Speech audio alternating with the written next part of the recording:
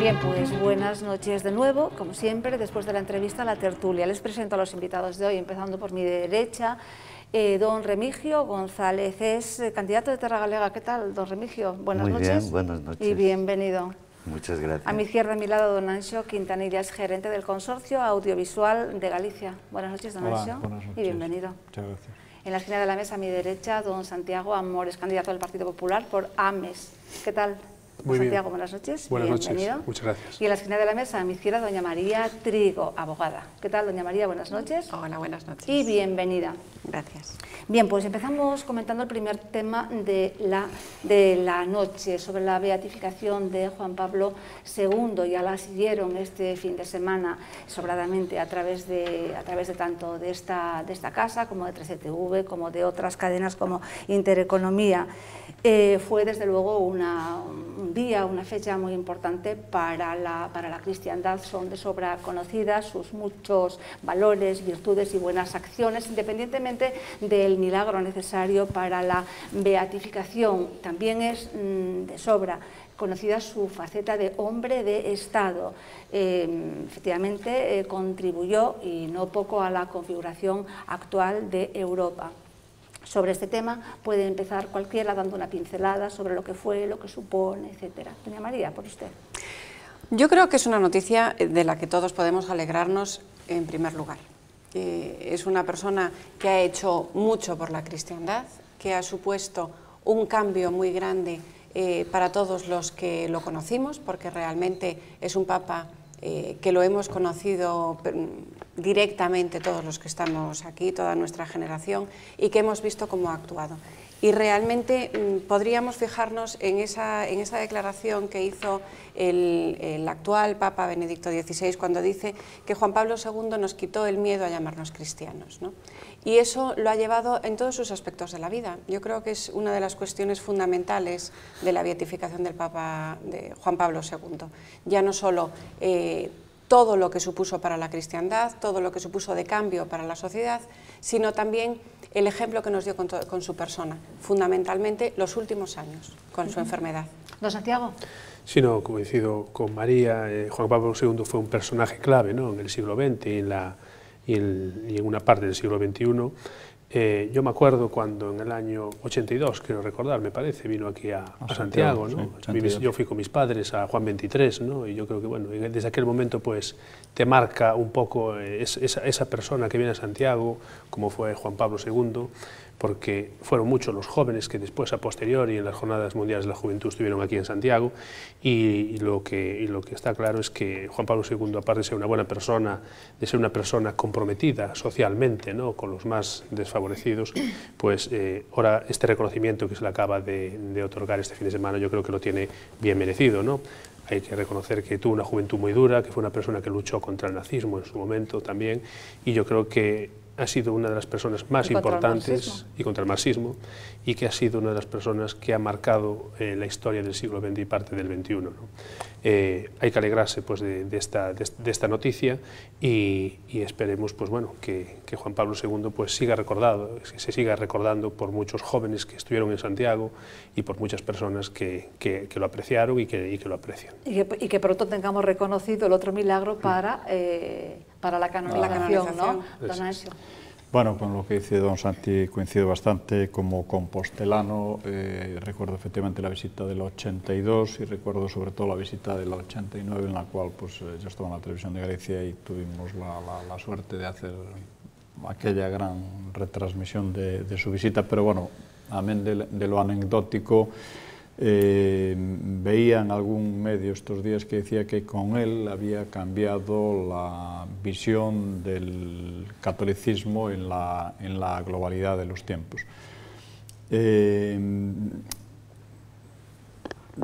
Para mí lo más importante es el salto cualitativo que este acto está dando en la Iglesia. Yo soy de los que no me canso de repetir que creo que la Iglesia tiene que aproximarse más, tiene que cambiar los mensajes tienen que llegar más, tienen que estar con la gente joven, y actos de este tipo, porque ha habido unos ciertos cuestionamientos, como es la rapidez de la beatificación en tan poco tiempo, y bueno, yo creo que la figura del personaje, la figura del Papa, es tan fuerte que amén de los protocolos que pueda haber por este escaso tiempo que ha transcurrido entre su muerte y su beatificación, que es la más rápida de toda la historia de la Iglesia, yo eso lo veo positivo y no creo que lo cuestione absolutamente nadie, sino que bueno, esto se cuente anecdóticamente, y sería fantástico que en un espacio corto de tiempo efectivamente pudiese pasar a la santidad, porque efectivamente era una persona santa y una persona vital en el siglo XX en la historia de la Iglesia, bajo mi modesto punto de vista. Don Remigio. Bueno, ha traído un aire fresco a lo que es la Iglesia Católica vista a nivel global, a nivel mundial. Y hay que reconocerle un gran carisma y sobre todo la atracción que ejerció sobre la juventud, porque llenaba de todos los sitios de jóvenes. Ojalá pudiéramos hacerlo todos, ¿no? Pero aparte de eso, sí, yo también reconozco que no es cuestionable lo de la rapidez, o no lo cuestiona nadie, pero no me parece muy justo para los demás santos que tuvieron que esperar 5 años para que se iniciara el proceso de beatificación. En cambio, con él pues no se esperaron los 5 años para iniciarlo, para que fuera más rápido.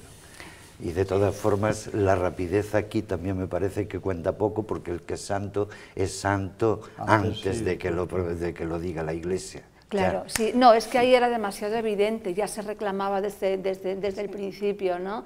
Y es que, bueno, todo esto... Yo quería dar un apunte. Que hizo muchos beatos, ¿no? Creo recordar 130 o algo así, todo lo que es su... Pero todos habían pasado ya de los 5 años. Es cierto que se requieren 50 años y aquí pasaron nada más 6. No lo proponía como un cuestionamiento, sino que, bueno, es algo que es más una anécdota que efectivamente se está contando, y, bueno, usted lo decía hace un momento, ¿no? de que bueno, tampoco el tiempo es una cuestión de que vaya a dar una medida de sí o sí no. Efectivamente. Sí. No, fue un papa además que habló del demonio, que nos hablaba desde hacía muchísimo tiempo, habló de los ángeles, puso, digamos, de moda, entre comillas, los ángeles, ¿no? Yo quería decir, referente a esto de los milagros y referente a esto de la tardanza, ¿no? Hay como, aparte de este milagro, hay como 200 y pico más. Lo que pasa que yo quería dar aquí este apunte de que la Iglesia es muy estricta, porque sí, aunque a nadie le cayó mal esta beatificación, sí hay algunos críticos diciendo, bueno, lo del milagro, poniendo en duda. Y yo quería dar este apunte, quería decir que efectivamente la Iglesia es tremendamente estricta a la hora de investigar y a la hora de catalogar un milagro. Efectivamente, los más importantes son los que tienen que ver con la salud, pero incluso aquí hay que pedir el milagro. La curación debe ser instantánea, no vale que la pidas y que vas mejorando o que al día siguiente te hace mejor el tratamiento, no, tiene que ser instantánea para que realmente pues el equipo médico y demás pues asiente, digamos, eso como milagro y sea aceptado y demás. No, lo que está porque claro es que hay muchos más milagros, pero que son más lentos. No, está claro que puede haber rapidez en el proceso, pero eso no quita ni un ápice para que el proceso se haya llevado con toda formalidad rigor y protocolo, claro, que necesita el procedimiento. Bien, pues nada, estamos todos contentos y lo dicho, esperar el segundo milagro para que sea santo. No vamos entonces con otro tema, si les parece. Escasa participación en las manifestaciones organizadas por los sindicatos a propósito del 1 de mayo. Llama la atención que con lo que está cayendo en este momento no saliera todo el mundo a la calle. Eso sí, los que salieron pedían empleo estable. Y bueno, pues estaban en contra de los eslóganes, iban contra los recortes del Partido Popular, la nueva política restrictiva. Cualquiera de ustedes. Sí, lo que yo creo que a nadie se le escapa es que hay un descontento generalizado de los trabajadores y de los que no son trabajadores, por desgracia, la gente que está en el paro, pues hacia los sindicatos. Y ese descontento pues se ha visto ya no solo en esta manifestación del 1 de mayo, sino en las huelgas que ha habido en estos últimos meses. Yo creo que lo que deben de hacer los sindicatos, en vez de criticar las medidas del gobierno, y después sentarse y pactar esa reforma laboral, yo lo que creo que deben de hacer los sindicatos es preocuparse por los trabajadores y sobre todo por los trabajadores que ahora mismo no cuentan con un empleo, y los sindicatos se han apartado mucho de la realidad que en el día a día pues tienen que sufrir muchas personas pues que han perdido su puesto de trabajo. Yo creo que esa es una nota fundamental. El tema de los sindicatos han perdido completamente el prestigio que tenían hasta el momento. Su razón de ser casi. Sí, y la función efectivamente que podía tener los sindicatos. Sobre todo lo que ve la gente, yo creo que es que no están trabajando en absoluto por los trabajadores, y además que hay mucha clase, mucho liberado. Mucha gente que vive gracias a esos sindicatos, que por supuesto están un poco vendidos al gobierno desde el momento en el que están cobrando efectivamente por ese puesto que tienen ahí liberados, y lo que a veces menos importa es el trabajador, sino el seguir manteniendo su puesto, el seguir manteniendo esos sindicatos, esas estructuras, esas organizaciones, que lo que se ve es que no están en función del trabajador, sino que están en función pues, de partido, ¿no? En este momento. Y como siempre aquí en Galicia, la CIGA por un lado y Comisiones Obreras y UGT por otro, ¿no? Lo que más me llamó a mí la atención, pero además no es solo con estas manifestaciones del 1 de mayo, sino con cualquier manifestación que se quiera hacer a nivel popular, la apatía de la sociedad. O sea, a mí me dio pena en el Parque de San Lázaro el otro día en Ourense con la CIGA. Había unas 200 y algo personas con la cantidad de parados que hay en Ourense. Sí, pero es generalizado, porque fue en Ourense, fue en Santiago, fue en Vigo, en Ferrol. Las manifestaciones fueron muy escasas, muy poquita la gente. Claro, ¿Pero por qué? Porque se ve que tampoco es la solución, ni se busca... No, pero es que se da en todas. O sea, en las manifestaciones por la sanidad, en las manifestaciones por lo que sea, en todas ellas se da... claro, pero es que lo que está viendo la gente es que con esas... Es difícil movilizarlas, sí, es muy difícil. Hay una apatía muy grande. Una apatía total. Claro, es que con esas manifestaciones no se está consiguiendo nada. Yo lo que quisiera plantearme es si realmente el gobierno que tuviésemos en este momento no fuese el gobierno socialista, sino que fuese un gobierno de derechas, si los sindicatos actuarían de la misma manera. Yo creo que no. Claro. Yo creo que no. Si en Esa vez de es la estar cuestión, gobernando el Partido sí. Socialista, estuviese gobernando el Partido Popular, yo creo que los sindicatos hubieran convocado no sé cuántas, pero más de 5 o más de 6 huelgas generales, ¿no? Ante la situación económica que vivimos. Pero lo que yo pienso es que efectivamente los sindicatos han perdido el prestigio, pero no estoy del todo de acuerdo de que hayan perdido su razón de ser, ¿no? Los sindicatos, si cumpliesen el fin para el cual fueron creados, pues, y ese papel, que es un papel muy importante, pues yo creo que no, vamos, que lo debían de ejercer de otra manera. Entiendo que deben de existir los sindicatos, pero siempre y cuando cumplan su papel y hagan su papel y no se dediquen pues a pactar con un gobierno a cambio de fondos para subvenciones. Claro, vamos a ver, el papel de los sindicatos, y a mí me consta, yo tengo amigos sindicalistas que hacen una labor muy importante a favor de los derechos de los trabajadores, y eso yo creo que tampoco no nos debemos de olvidar de que hay gente que si no es por los sindicatos pues puede estar en una situación muy delicada frente a algún problema que pueda tener. Hombre, no cabe duda que si efectivamente si cumpliesen, pues efectivamente tienen ahí su papel y sí tienen su razón de ser, ¿no? Pero nos referimos más que nada pues a estas 2 últimas legislaturas de Zapatero, donde bueno, pues incluso ha habido manifestaciones, que a mí me llamó la atención que no hubiera consignas contra el Partido Popular, porque en las anteriores sí parecían manifestaciones contra el PP, cuando realmente pues están gobernando los socialistas, ¿no, don Anxo? Bueno, vamos a ver, efectivamente el 1 de mayo es el Día del Trabajador, es decir, el Día del Trabajador está por encima del tema sindical, aunque el tema sindical ha sido siempre quien lo ha capitalizado, ¿no? Lo que llama la atención es que este es el año donde menos repercusión a nivel como decían todos en general, donde menos gente ha salido a la calle, pero tanto en España como en Galicia. A mí me llama mucho la atención varias cosas, pero voy a resaltar dos. Una de ellas es al día siguiente en las portadas de los periódicos, es decir, ningún periódico tenía en portada ninguna foto de ninguna manifestación, más bien eran unos recuadros e incluso en algunos de los periódicos ni siquiera salían, lo cual no deja de preocuparme porque yo creo que efectivamente la representación sindical es importante, no esta representación sindical que estamos teniendo ahora, que es una representación sindical bajo mi modesto punto de vista decimonónica y que efectivamente se está repitiendo, y me llamó la atención que los sindicatos que han estado en connivencia con este gobierno efectivamente no han agitado ni han movido la calle absolutamente dentro de las desgracias, entrecomilladas, que estamos padeciendo en estos últimos tiempos con el tema del paro, pues con el tema de las relaciones internacionales de la propia España, ya no entremos pues en lo del no o el sí a la guerra, una guerra lícita y justa, otra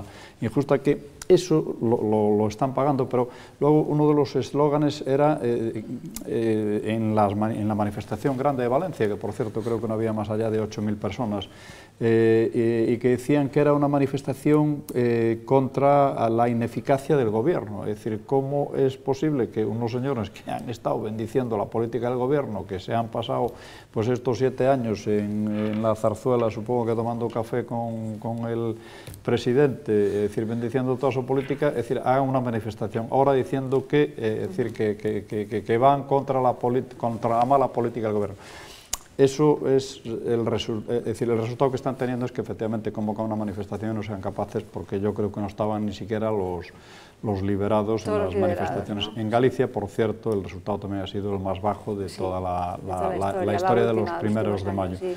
Esto claramente es un fracaso del sindicalismo clásico y que creo que los debe de llevar a una profunda reflexión, porque yo creo que el sindicalismo tiene partes positivas, pero en este momento es decir, no está aportando tampoco nada en los malos momentos que la sociedad está pasando. Yo creo que se están aguantando. Yo digo, bueno, si gobierna el Partido Popular el año que viene, pues no sé, que se prepare, porque yo creo que están muy deseosos de calle. Pero no van a tener credibilidad. Es decir, si ni siquiera el día primero de mayo son capaces de convocar. La gente es muy escéptica y creo que precisamente está habiendo un cambio social fuerte. Como decía doña María, con un partido, o sea, con un gobierno de derecha sería otra cosa. Sí, y yo creo que sí, que están ansiosos de calle y que veremos, ¿no? Pero no ha habido hasta ahora ningún gobierno de derechas que haya tomado las medidas que ha tomado la izquierda. En cuestión de reducción de salarios, pensiones y todo eso. Y si no hay movilización por eso, ¿cuándo la va a haber? ¿Cuando venga la bonanza otra vez?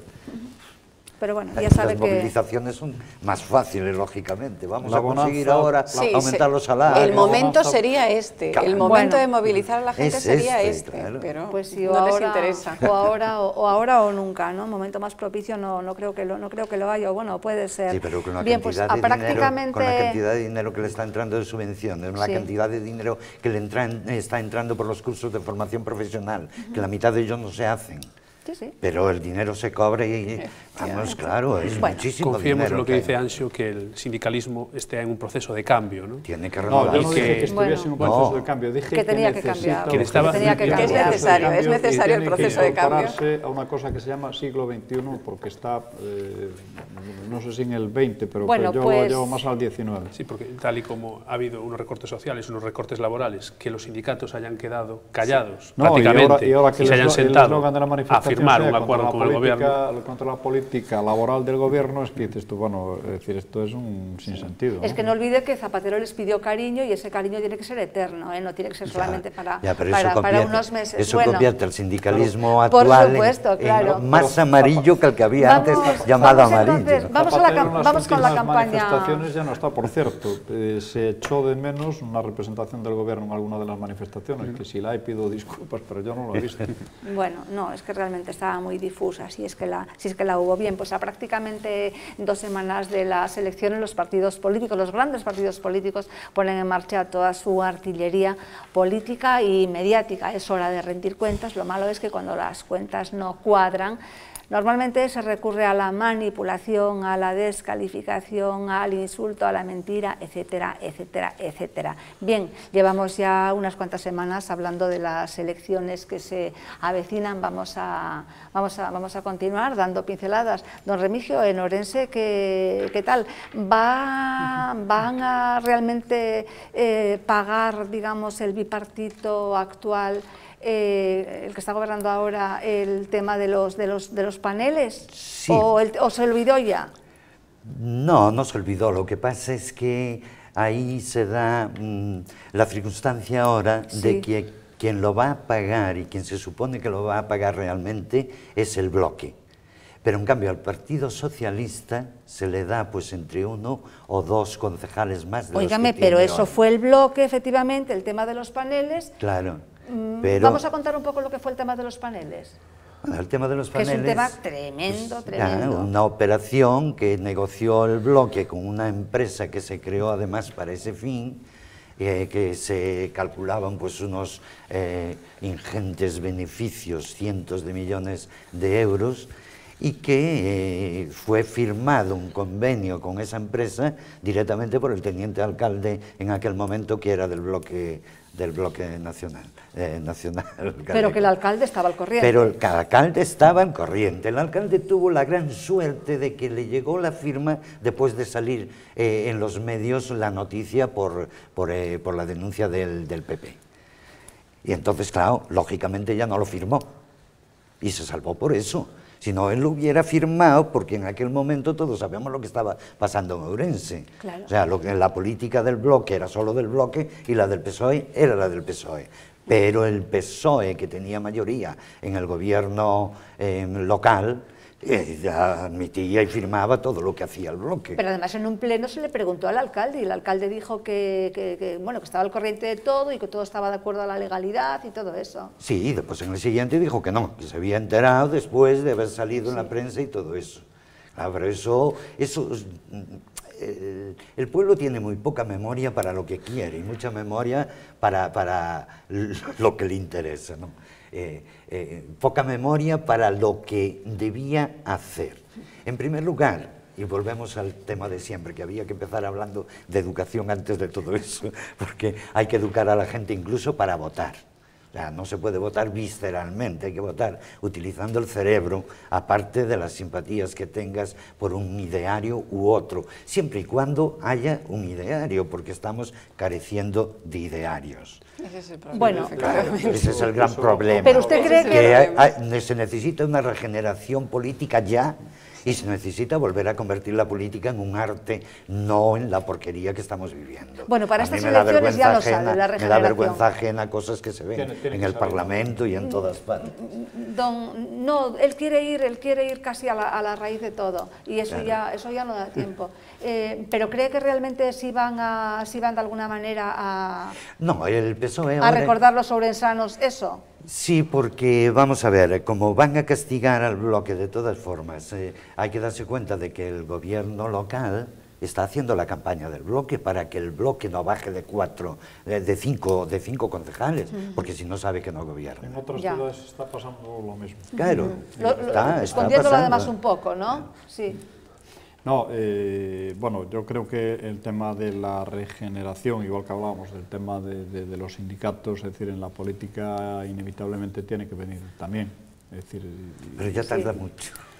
bueno, Es que él habla del sistema. No habla de personas, él habla Del sistema. él habla del no, sistema. yo Entonces, también- claro, por yo eso digo que también- no da tiempo yo aquí al también hablo 22. No, no da del- tiempo, del efectivamente. sistema. De Bueno, momento vamos a arreglarlo con gente, con las personas.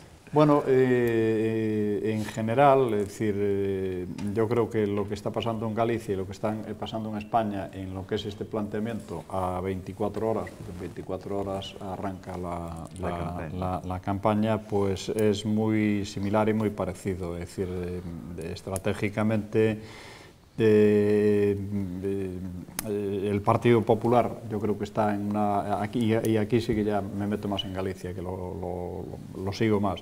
Es decir, el presidente Feijóo desde el año 2009 tiene una especie de dietario de lo que debe de ser la política que le está aplicando a nivel general y que efectivamente le está pidiendo a todos sus candidatos en los distintos mítines en los que está haciendo, y es la austeridad, es la gestión, es la atención y la escucha a los clientes, que en definitiva son los votantes, y también está haciendo mucho hincapié en un tema que es el programa, que era lo que decía usted antes. Efectivamente, aquí estamos viendo una retahíla de ataques, pero en definitiva, en los que más próximamente sigo, sobre todo por parte de los que están en las ciudades aquí en Galicia, es que es atacar al contrario, pero no es explicar ni lo que se hizo, ni haciendo un balance de gestión objetivo, ni qué es lo que se va a hacer.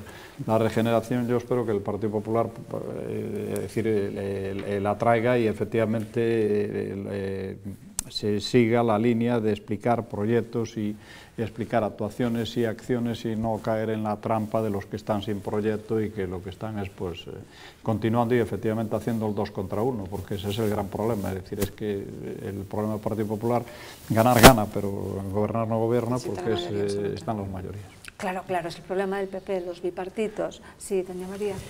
No, al hilo de lo que se comentaba ahora mismo, y aquí está don Santiago Amor, que nos puede corregir en ese sentido, ¿no? Qué mejor que él para que nos explique el ideario del Partido Popular y todo lo que plantea el presidente Feijóo. Vamos a hablar un poco de todo. Esto no es un programa del Partido Popular, es un programa, vamos a hablar de la campaña. No, pero a raíz de lo que ahora veníamos comentando, una cosa son los idearios del presidente Feijóo y esas medidas de austeridad y de claridad en la campaña y demás, y otra cosa después ya es cada uno de los candidatos, el nivel de cada uno de los candidatos y los argumentos y el proyecto que tenga cada uno. Ese es el problema. Claro, claro. Porque efectivamente el presidente puede tener las cosas muy claras, pero después en cada ayuntamiento pues hay un candidato con nombres y apellidos que a lo mejor no llega a ese ideario porque no hay un proyecto detrás. Sí, Anxo, te voy a tener que puntualizar, pero bueno, y lo entenderás. La campaña, desde mi punto de vista, dura 4 años. Es decir, si en estos 15 días finales esperamos conseguir los réditos que no hemos trabajado durante los otros años, ya lo sé. Yo entiendo que tú digas de que ahora, a 24 horas de que empiece la campaña, porque ahora en estos 15 días los medios de comunicación, es decir, la campaña se vuelve más mediática, y tú de eso sabrás más por tu trayectoria, pero la campaña, en mi modesta opinión, pues son 4 años donde hay que trabajar, donde hay que estar con la gente, donde hay que escucharla, y en estos 15 días pues adquiere a lo mejor pues una repercusión mayor, porque los medios de comunicación pues focalizan más los mensajes y a las personas que estamos en política. Y claro, muchas veces ahora se escuchan cosas que a lo mejor son un poco estridentes, ¿no?, desde algún partido político. Yo creo que en estos últimos 15 días pues hay que marcar bien los mensajes, hay que hacer una pequeña recopilación de lo que ha pasado durante los últimos 4 años y en el caso, por ejemplo, de mi ayuntamiento, pues durante estos 4 últimos años, y nosotros lo volveremos a decir porque la gente a veces se olvida de las cosas, pero hay que refrescar la memoria de lo que ha pasado en el Ayuntamiento de Ames. En el Ayuntamiento de Ames, a nuestro alcalde se le ha condenado por vulnerar los derechos fundamentales de los concejales del Partido Popular. ¿Condenado? Ha sido condenado por el juzgado de lo contencioso, por el juzgado de lo contencioso administrativo de Santiago. Y el alcalde, en su momento, durante esta legislatura, durante este mandato, pues adjudicó a una empresa un servicio de la cual había sido parte y aún tenía intereses pues una concejala de su grupo de gobierno. O se han subido el sueldo en 6.000 euros anuales. Bueno, ¿cómo creen ustedes? Pero ya solo para decir, lo que está claro, lo que hay que procurar durante estos 4 años y ahora en esta recta final, pues es un poco decirle a la gente la verdad, no engañarla, porque todo no se va a poder hacer debido a la situación económica que estamos viviendo. A la gente hay que decirle que se va a gestionar, que se va a gestionar mejor y con transparencia, que es lo que pide la calle. ¿Cómo creen ustedes que van a quedar las diputaciones? ¿Cómo están? ¿Van a quedar las del PP en manos del PP, las del PSOE en manos del PSOE, bloque con PSOE? ¿Cómo se imaginan que van a quedar los, Remigio? A ver qué análisis me hace. Vamos a ver. En Ourense puede haber quizás una cierta duda de cómo va a quedar la Diputación. Yo personalmente creo que va a quedar en manos del PP como está. En Pontevedra también hay indicios de que podría cambiar la Diputación, pero también la gente está muy contenta con el presidente que tienen ahora. Entonces todo depende de la provincia, de los alcaldes de la provincia. Es que ahí depende siempre de la provincia. La capital es un voto más, o los que tengan, ¿no? ¿Coruña y Lugo? Coruña y Lugo para mí que quedan igual que están. Don Anxo, ¿usted? Bueno, yo discrepo un poquito. Yo creo que en este momento, es decir, aunque unas elecciones municipales, como son aquí en Galicia, que son solamente municipales, y unas autonómicas o nacionales tienen unas pequeñas variaciones, yo creo que en este momento hay una corriente popular fuerte. Es decir, la información y la observación que yo tengo es que la provincia de Pontevedra está sin problema ninguno. Firme, yo creo que también. La de Ourense también. yo creo que también, sin lugar a dudas ningunas. Y bueno, yo para mí es que... Las que siembra Pachi de vez en cuando, ¿no? No, pero yo creo que no. Pachi no es creíble. Pero... Ya, claro. No, pero bueno, yo creo es que una momento... estructura tradicional y un cierto, una cierta satisfacción que desde fuera se ve que sí que efectivamente hay, y entonces tengo mis serias dudas de que vaya a cambiar. Y las de Coruña y de Lugo, si efectivamente hay cambio en las ciudades, las diputaciones van a cambiar también. Entonces es muy posible que efectivamente esta marea popular que se está respirando, que efectivamente haga que muy posiblemente queden las cuatro. Es verdad que las otras dos van a estar muy en el límite. Es decir, pero vamos, para mí Ourense y Pontevedra pues están... Pero como nunca se puede decir seguras, pero vaya que... No, porque estos son unas elecciones, y claro. había efectivamente, aunque como decía el candidato a la alcaldía de Ames hace un momento, pues que estos 15 días pues ya los deberes tenían que estar hechos. Bueno, van a pasar cosas, todo está yendo muy rápido y tal, pero bueno, lo que se augura es una marea popular pues llevada adelante, pues que efectivamente la gestión del Partido Socialista en España ha sido muy malo, y en este momento el Bloque Nacionalista Gallego en Galicia está atravesando un momento de falta de liderazgo.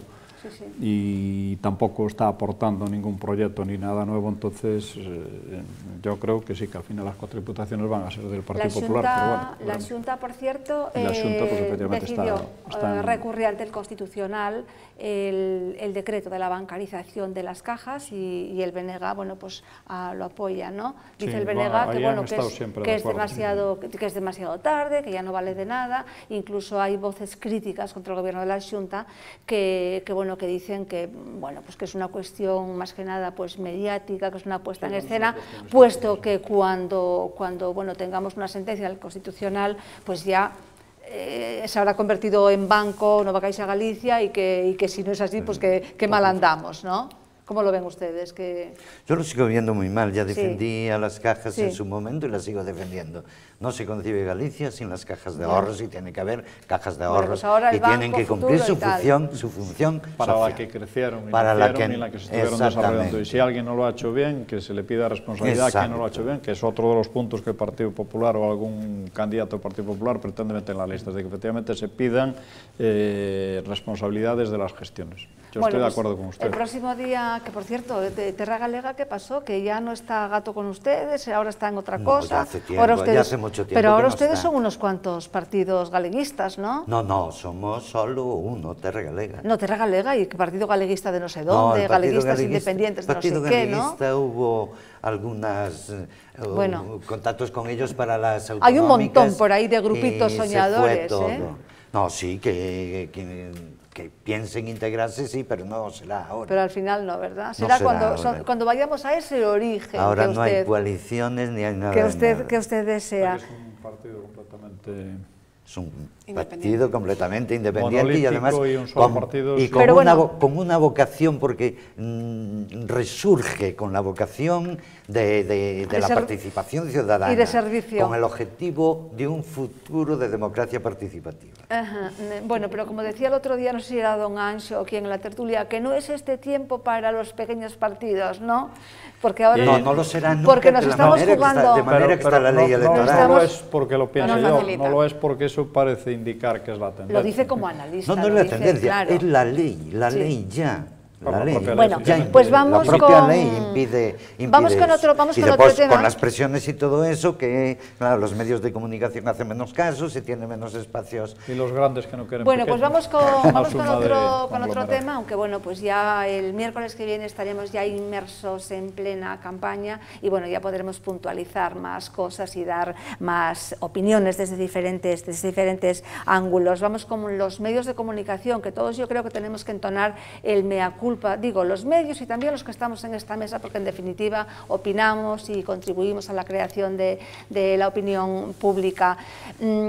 Y saco precisamente esta noticia para comentarla porque quiero efectivamente hacer una crítica, y es que a veces pues nos hacemos eco de determinadas noticias y cebamos con determinadas imágenes, determinada información antes de que la cosa sea juzgada, condenada y demás. Y me viene pues a colación ahora bien el tema de Marta Domínguez, que bueno, pues por una cuestión de intereses quizá del gobierno, suponemos, no lo sabemos a ciencia cierta, pues bueno, por algunos medios de comunicación fue juzgada, condenada, etcétera, etcétera, mucho antes de pasar por el juez. Doña María.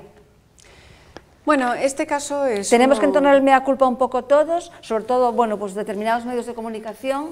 Yo creo que tenemos que entonar el mea culpa todos, efectivamente, porque este es uno de los casos que efectivamente los medios de comunicación han puesto ya encima de la mesa, se han juzgado, ya hemos conocido todos los datos o los entresijos que pueda haber tenido este caso, ¿no? Claro, hay que poner en relación el derecho a la información y el derecho también a la intimidad, el derecho al honor, la prudencia con la que deberían actuar los medios de comunicación y la prudencia con la que deberían actuar otros órganos administrativos o incluso el propio sistema judicial, porque qué duda cabe que si esto sale a la prensa es porque alguien lo pone de manifiesto y porque a alguien le interesa sacar todos estos casos ahora mismo y publicitarlos, ¿no? Que puede ser una cortina de humo para que estemos pensando pues, en el caso de Marta Domínguez o en cualquier otro de estos casos que salen ahora y no pensemos en problemas mucho más importantes. Pues sí, pues puede ser, y que el gobierno actúe en ese sentido. Pero bueno, en cualquier caso yo creo que también los medios de comunicación deberían discernir entre lo que es importante, lo que es información y lo que realmente a lo mejor deben ser un poquito más prudentes y no dar tantos datos o no ponerlo ya sobre la mesa como si fueran cosas juzgadas, ¿no? Claro, claro. Yo me refería a por ejemplo, este caso, ¿no? Es el ejemplo que tenemos, pero bueno, pues cuando van a tal ayuntamiento y sacan esposados a los alcaldes sin saber realmente que esto, y entonces, claro, el medio de comunicación no solamente lo da como información, bueno, ha ocurrido eso, no, sino que está cebando a lo largo del día con las esposas, los alcaldes, y claro, lo que decimos siempre, no sabemos si son culpables o no sabemos si son imputados o no, tienen familia, tienen hijos, etcétera, etcétera. Y tenemos que ser un poco más considerados y un poco más prudentes. Los medios de comunicación, antes había una clara diferencia, había la prensa amarilla, los tabloides, ¿no? Y la prensa seria. Ahora es todo amarillo. Ahora es todo amarillo. Todo amarillo. Porque el morbo es lo que vende, es lo que más vende. Claro. Entonces, las buenas noticias que salieron tuvieron que cerrar. Claro, entonces lo que vende, lo que sacan. Y claro, es mucho más llamativo ver salir a un alcalde esposado que ver que están dialogando con él y preguntándole, haciéndole una especie de interrogatorio, pero a ver qué pasa, y diciéndole, bueno, pues pase usted por el juzgado dentro de tantos días. Claro, eso no sería es que la divertido. cuestión a lo mejor es sacar esa fotografía, que es información, que es actualidad, pero al mismo tiempo dar una información veraz. Claro.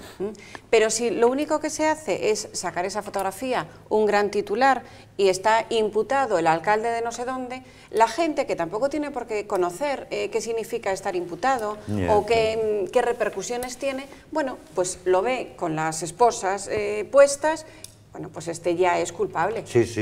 Lo que no se puede hacer es ensañamiento de la información, con la información. No se debería. Y sobre todo dar una información veraz y dar una información, en todo caso, amplia de lo que se está transmitiendo, ¿no? De esas fotografías. Don Santiago. La prudencia yo creo que es lo que debe predominar, ¿no?, en los medios de comunicación e incluso contrastar la información.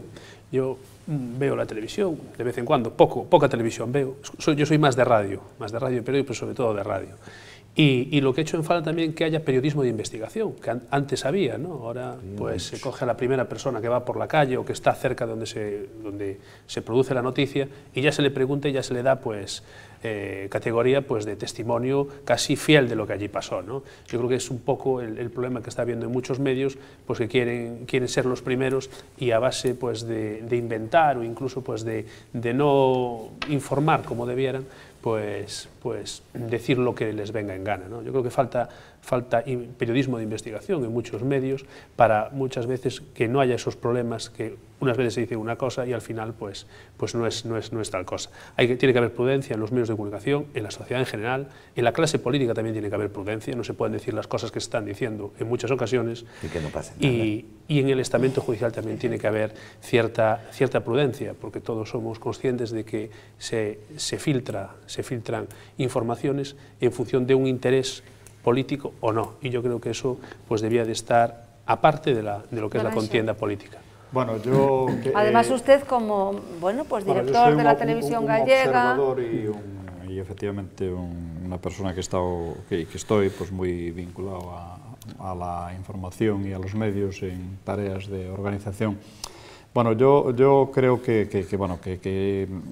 este es un momento de mucha confusión y efectivamente aquí ha salido un caso y un trocito, es decir, el interés que pueda haber en unos ciertos estamentos para que ciertas informaciones tengan una repercusión potente, fuerte y efectivamente pues ocupen el lugar de información y que otras informaciones pues efectivamente fluyan mucho menos o tal. A mí ahora mismo pues estábamos hablando del caso de Marta Domínguez, me parece lamentable. Efectivamente yo y con mi experiencia, ya no tanto en los medios, un poco como observador y como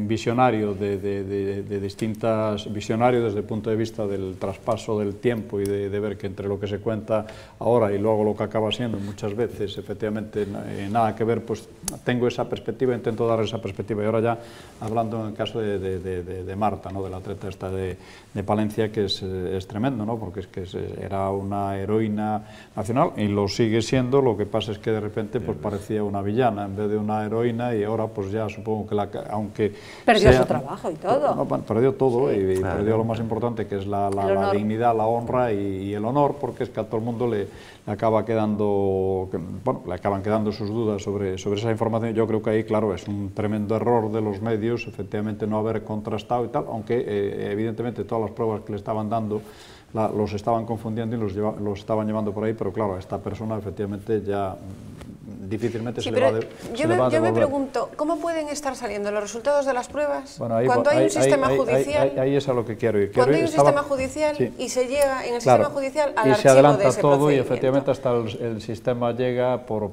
lo que lo han ido llevando, porque imagino que los jueces o la gente que estáis dedicados a la abogacía y todo esto, pues tendréis vuestros protocolos y tenéis vuestros cosas, pero muchas veces llegáis porque os llevan ya llegado, aunque soléis ser bastante rigurosos en...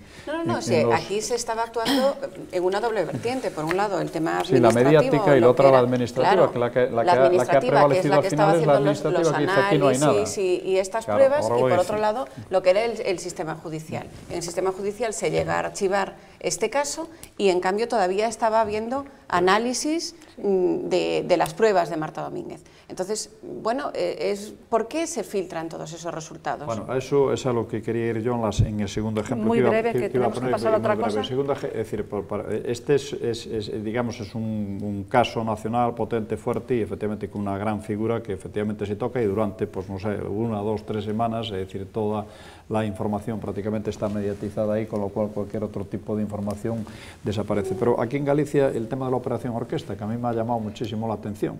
Es decir, tremenda operación urbanística en Galicia. La Costa da Morte, ¿no? Sí, sí. Claro, la Costa da Morte, ¿qué operación urbanística se puede hacer en la Costa da Morte? Y efectivamente faltaron los de los SILs estos que fueron a por Milán para que llegaran aquí a estos 2 incautos, o 3, que ya no sé cuántos son. 3, es decir, tres en una operación urbanística. Claro, dices tú, Dios mío, esto es que no, vamos, es que no hay sentido de la proporción en la gran operación urbanística en la Costa da Morte. Alabados a Dios, ojalá efectivamente estos hombres legalmente pero bueno, hubieran hecho.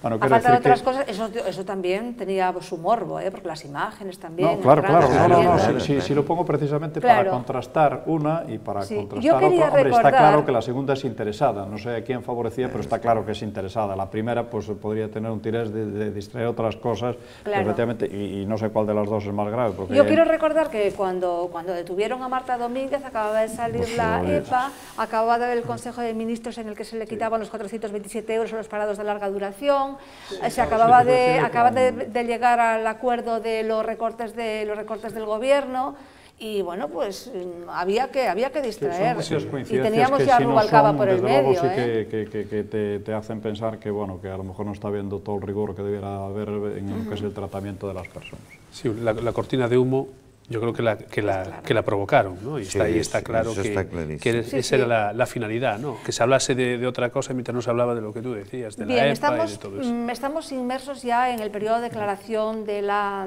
renta. Y a mí yo quería recordar, bueno, pues por qué debemos colocar la X en la casilla de la Iglesia, decirle a todos los telespectadores, como ya muy bien saben, esto no implica que tengan que pagar más o que los que reciben a devolver, pues que les vayan a devolver menos dinero. Recordemos un poco por qué tenemos que poner la casilla la X en la casilla de la Iglesia. Doña María, ¿tiene por ahí la relación de cosas? Tengo una relación de cosas, efectivamente. De la cantidad de dispensarios y de centros y de... Efectivamente, de las cantidades de dinero que a través del IRPF ingresa la Iglesia. Pero lo que sí quisiera dejar claro... ¿Y cuánto se le ahorra al gobierno? Pues vamos a ver, en el año han sido, un dato, 7.260.000 españoles los que han firmado o han puesto esa cruz en el IRPF, con lo cual vemos que efectivamente son muchos los españoles que quieren esto, ¿no? La Iglesia, otro dato, decía, el año pasado recaudó 253 millones a través del IRPF. Pero bueno, lo que también quisiera dejar claro es que muchas veces se dice, bueno, el gobierno ha dado 253 millones o 250 millones a la Iglesia. El gobierno no, nosotros, porque este dinero es nuestro, es de los administrados.